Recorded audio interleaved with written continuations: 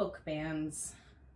I've heard so much about book bans my entire life.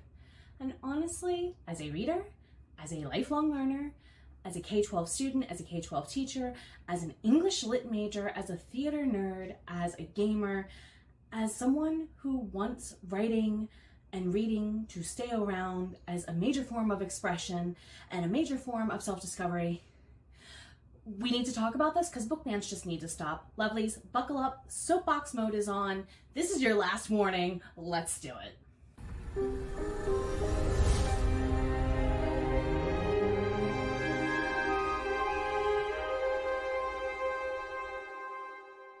I know I mentioned that other videos would be coming out before this one in the lineup. However, I suddenly have an inability to keep my tongue leashed on this topic any further, and very much importantly so, I'm saying this more so not just as an author and a writer of books that do contain controversial topics. I mean, if you don't enter into my books with an open mind, you're either going to exit because you don't want to open your mind, or you're going to open your mind anyways, the way I view it. But on top of that, I'm a developmental reading teacher by certification, and I've been teaching English as a second language, and English to language learners for over a decade. I've been a writing tutor since 2008, 2009, so I've been doing this even as a freelance editor, back that far. And honestly, disclaimers are in play. I'm going to try and throw in some of my own humor here and there to lighten the mood, because this is a very, very serious topic, to kind of riff off a New Kids on the Block song called This One's for the Children.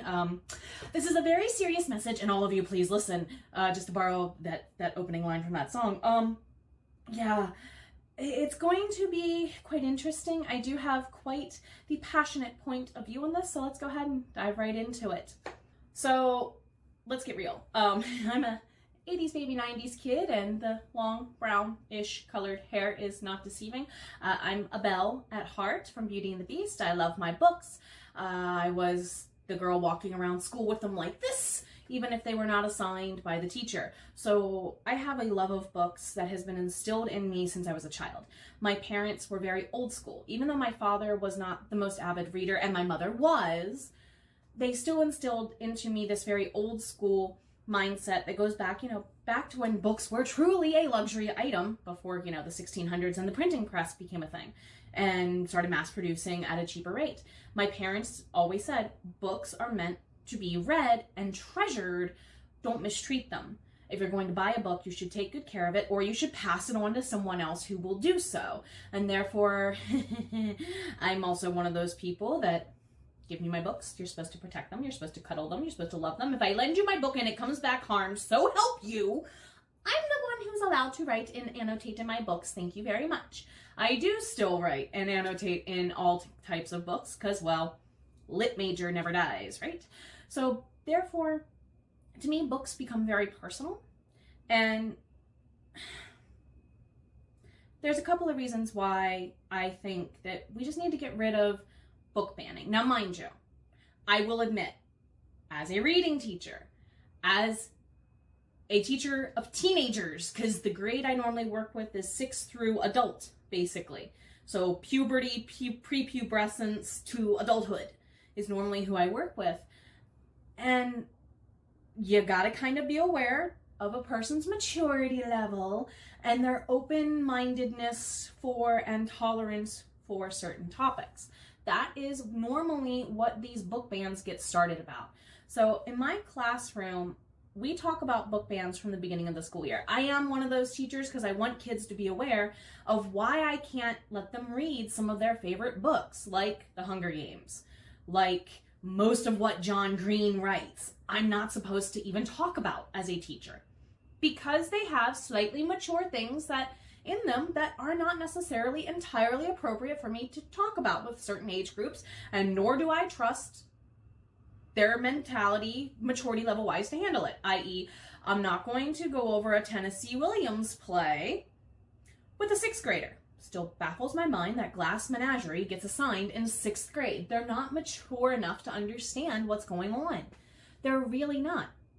So I do like to talk about book bans from the context with that caveat in mind of these few things. First and foremost, I usually treat it, like you heard me say, like a curse word, like a 4-letter bad word. It tastes nasty. Putting those two combo of words when they come out of my mouth, I feel like there's some sort of overarching, long-term damaging ripple effect, energy-wise, even when I say those two words together.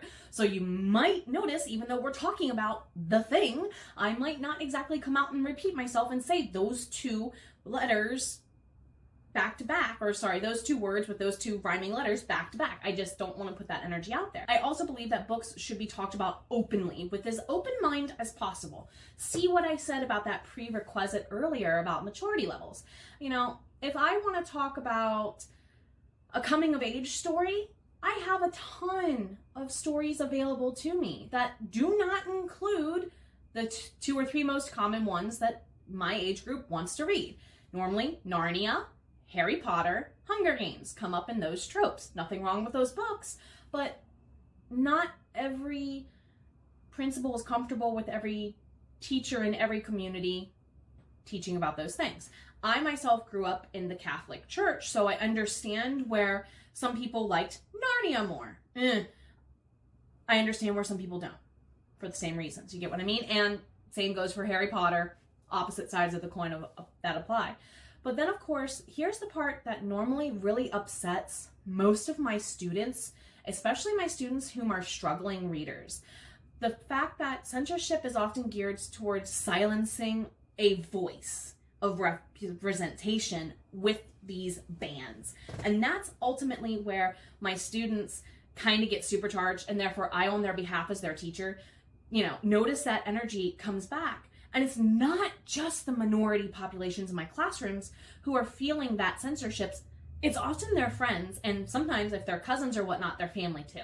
So a little bit of a heads up, that's the greater argument here. I am going to delve a little bit deeper into why I feel these things need to be monitored. So if you didn't take my hint earlier, now is definitely the time to exit the conversation, if you know what I mean. Why is it a 4-letter word to me? I mean, accidental or not, burning books throughout history to me makes me think of a couple of key historical incidents. The burning of the library at Alexandria. We are still today trying to reclaim lost knowledge, not just about like human history and human development in a spiritual way, because some of those documents definitely have been lost to people and cultures at mass across time, but also the fact that there's possibly knowledge about medication or knowledge about how to farm, knowledge about low-level tech that we might need a refresher course on after 100 years of industrialized, technology-driven revolution.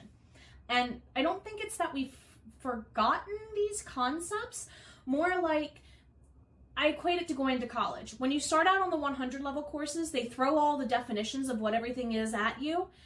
And by the time you get to the 400 level courses, you know most of those intro terms really well, and some of them still not at all. That's kind of just the way the dice crumbles. Cookie crumbles, dice rolls. Combo those two. Anyway, but that's, we kind of need a review of some of the details. Things that we have forgotten because maybe we have added too much to the tapestry and need to pull back and look, wait a minute, where are the pockets of human knowledge that we've forgotten to pull on over time? Totally appropriate to want that info now. Same thing applies to the Great Fire of London. I bring that one up because, well, my books take place during one of the days on the burning of the Great Fire of London. Literally, the entire book district in London went bye-bye first. It just happened to be rather located, kind of not central to the main point of the fire, but it was one of the spokes on the wheel that got hit hardest and first. So we are still trying to regain, again, a ton of knowledge that was lost from that time. And to me, modern day choices of book banning, whether or not Alexandria and whether or not Great Fire of London were purposeful or on accident, book banning kind of feels like an emotional cleansing of burning books. And I don't like how that feels. I really don't like how that feels. Just because somebody disagrees with me does not mean that their opinion is not worthy to exist in the world. And honestly, y'all need to review Aristotle's rules about argumentation, because the second you get offended and pull your emotions too far into left field, it's now a fight because it's out of balance. So yeah, all of you who feel the emotional charge, see you later. Or, if you agree with me in the comments, tell me why. So you're probably wondering, what do I do as a teacher when I have a student who wants to read a text that may be controversial? First and foremost, I check what I know about this kiddo. Have I taught them long enough, a couple of weeks into the school year, versus is this my second or possibly third year having them? Yes, I've had that happen, unplanned. How well do I know this kid applies? Have they done other work for me? If not, I'm going to talk to their teacher they had most recently, if that teacher is in my building, or in the case of some middle school and high schools, a matter of me shooting an email up the hill, if you get my meaning, and just doing a little bit of getting to know the kid. Are you mentally, maturity-wise, able to grasp some of the more important concepts here? And are you able to, more importantly, self-process and cope with those things? Because I am a middle school, high school teacher. I have the luxury of seeing my students only an hour-ish a day, a couple of days a week, especially since I'm sometimes on block scheduling. I may only see my students 2 hours a week instead of 5, basically. Unlike an elementary school teacher, or in some other schools where you have the same teacher pretty much for the majority of your subjects, I don't have that luxury of getting, that much time in the day quantitatively up front in the year to get to know them that quick. So if it comes back that this kid can handle it from other teachers, if the kid's parents, I know for sure, are okay with that, and so on and so forth, fine. But I'm going to still warn them, we need to have a mature conversation about this. Kids do not appreciate when you keep on packing on the bubble wrap, okay? It just makes them want to fight and pop the bubbles to get more freedom sooner. So for me, I look at it from an angle of, I want to make this as kind of a read to you as a person, especially if some of my students are reading things like Atlas Shrugged. Yes, I've had kids asked to read that by choosing. Even like some of the later Harry Potter books, because they can get really psychologically dark. If I'm teaching like a middle school class, I'm going to, that this is way darker than book 1, right? Okay. I make sure they read everything in between and they got that the characters are no longer 12. They're more like 17, 18. So with that conversation then being over, my students know that I'm receptive to being open-minded about their book choices. Now, do I give my students a limited set of choice when I think they need the guidance? Yes. But mind you, it often starts with a conversation of, okay, what type of movies, video, what other type of media do you like? So that way I can kind of get them in a similar genre. So what other books, if you're looking for a list, should I be aware of that have been banned over time? I have a long list here. I will put a link down below for the American Library Association's yearly top 10 most frequently banned books list. And therefore, I think it's worth for you to look at and be like, as much as some of my kids go, what? Why is this on this list for this reason? Okay. Let me give you a couple of examples. I've already given you some of the examples of books that are considered frequently banned on this list previous, so I do apologize if I repeat any of them. Looking for Alaska for John Green is like his #1 most frequently banned one, next to The Fault in Our Stars. I wonder why. The Perks of Being a Wildflower also is like one of my favorite reads of all time, and I would love to teach it to seniors, but nobody else. You see why I say seniors in high school? They have a little bit of that relatability of one foot in the real world, hopefully a little bit, to understand some of the greater themes and so on. 13 Reasons Why, of course, is on this list. The Hunger Games, Forever by Judy Blume. To Kill a Mockingbird is like always on that list, and that is 1000% a book I will only ever teach in a history class these days. And in my opinion, yes, you should be reading books in history classes just as much as you should be reading about history in your literature classes, because life reflects art, art reflects life, and therefore they exchange through symbiosis. And if you don't know what symbiosis is, go back to science class. Love you. The Color Purple, The Bluest Eye, Bridge to Terabithia, Captain Underpants. Captain freaking Underpants. is often a banned book.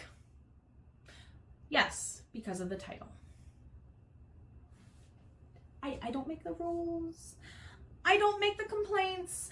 I just exchange with you the expressions on my students' faces when I also say things like, by the way, Diary of a Wimpy Kid. And they're like, but that book series literally taught me how to read. Harry Potter got an entire generation, my generation, back into reading to the point that our kids are some of the most voracious readers. Gaston, get out of my government. So is it dangerous to talk to children about the content in banned books? Not if you're talking to them as an honest human being. Books were made to be a part of the human experience and how we relate to one another. If you don't want to read, so be it. Close the book. Leave it there for someone else. I say this a lot as a teacher in context to a lot of things because my students and I often talk about controversial topics. It just came as part of dealing with Common Core and doing more non-fiction, more academic geared work. It just came hand in hand with. And this is why I say you need to review what Aristotle has to say about keeping emotions, keeping ethics and logic in check. When you pull on those heartstrings too hard, it can resonate in the wrong ways with other people. Therefore, we as readers need to understand that just because that is one human's experience, it does not invalidate our own. On the other side of the coin, if you don't agree with someone on what they say, so be it. Don't get mad about it. The second you try to take out your don't feeling good about this out on somebody else, that's when you become a bad person, because then it becomes a manipulation. It becomes a control. It becomes an oppression then. And that's my problem with banned books. You are literally silencing the option for a person to tune into a conversation. Why are you taking the choice away instead of allowing a person to be properly educated to make the mature, wise decision on their own as to whether or not they should be the ones to fully read that book cover to cover and like it? Thanks, everybody. Have a good day.